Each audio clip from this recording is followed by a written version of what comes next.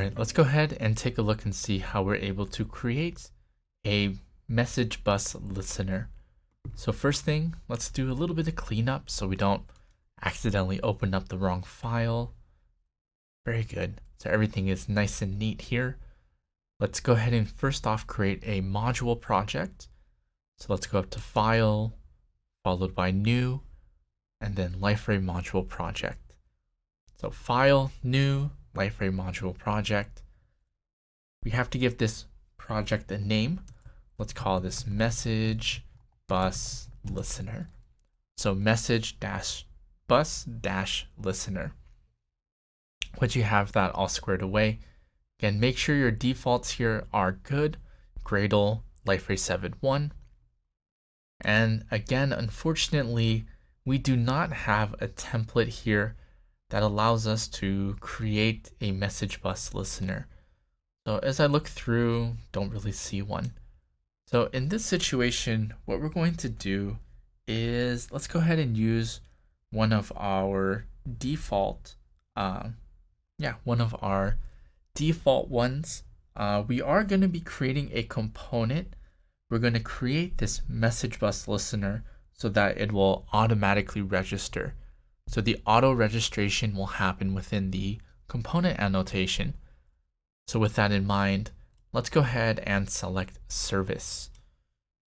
So we're going to select service in this example. From there, let's try that again. From there, let's go ahead and click next. We need to give our component that we're about to create a name. So I'm going to call this PDF in all caps, followed by message bus listener. All right, so PDF message bus listener is going to be the name of our component. We need to declare where this component is going to be. So it's going to be in the package com Liferay training, and then we'll call it message bus listener. All right, one last thing we need to do is we need to select the interface that we're going to be using. So let's click on the browse button here. And we're looking for the message listener interface. So using the wildcard followed by a period, I'm going to search for message listener. So we have two different options here. In this situation, we're going to be pulling from the portal kernel messaging. So messaging.messageListener. Once you have that selected, let's go ahead and click OK.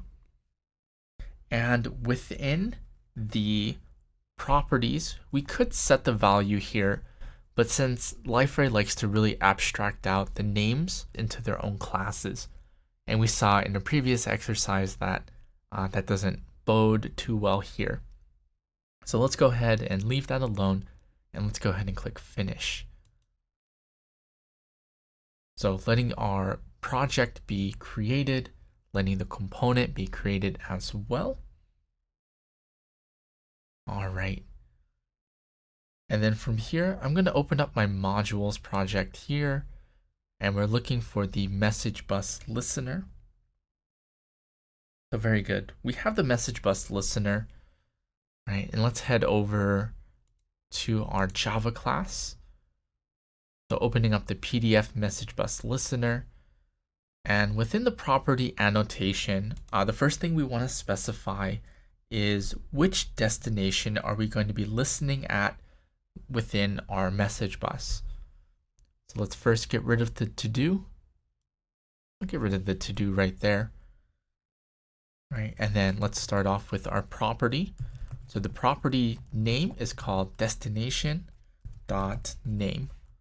Let me make sure I spelled that correctly. Looks good there. And Liferay likes to abstract out the name into its own class. We would technically look for the destination name, but in this situation, right, we'll just kind of take it as a gimme. So destination names dot, and we have a couple different ones here. So the one that we're going to be placing a listener at is going to be the doc library PDF processor. So autocomplete, or you can use Control Spacebar if the autocomplete window doesn't come up.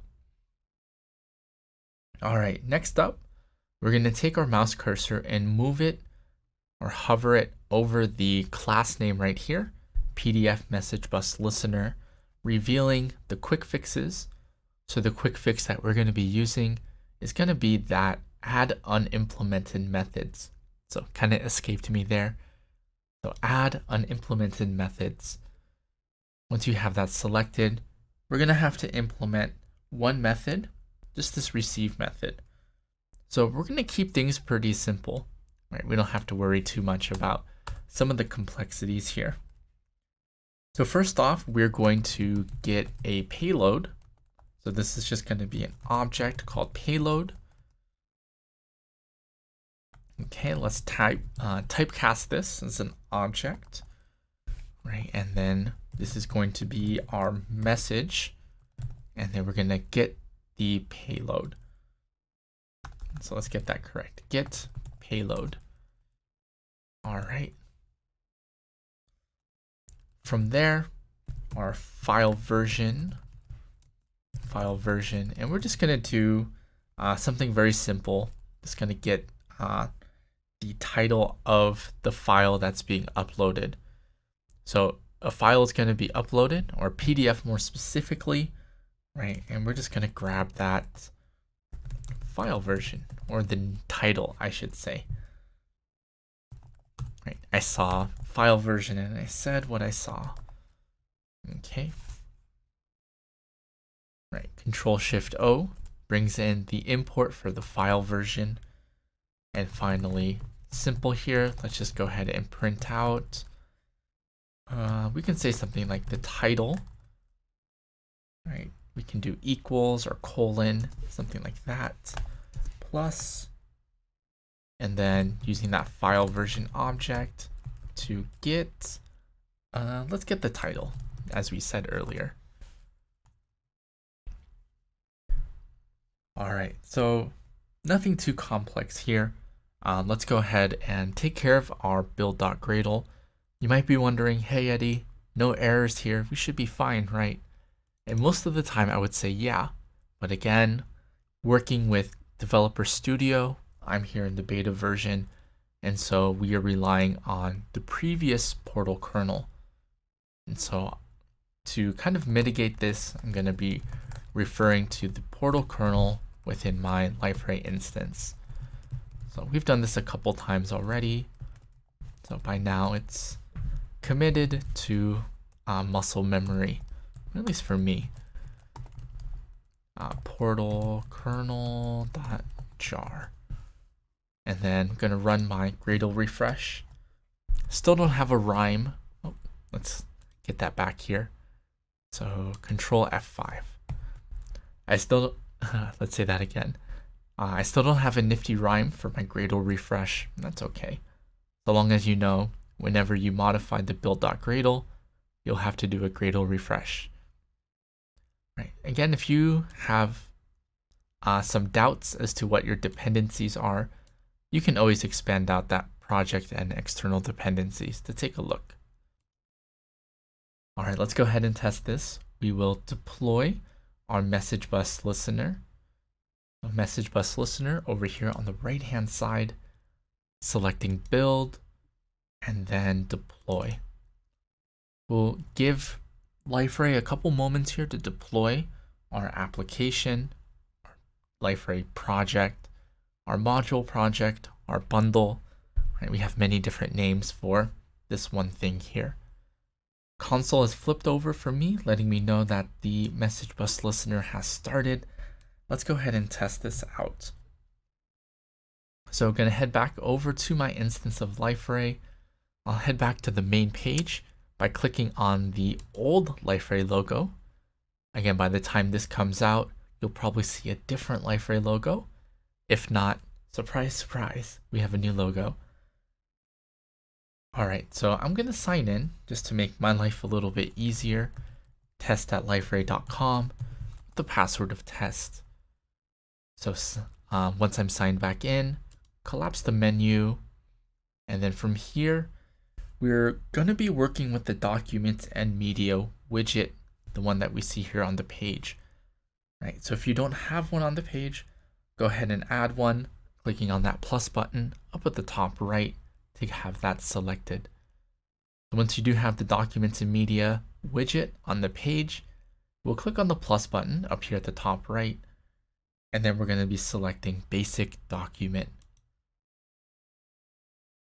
Waiting for it to load up.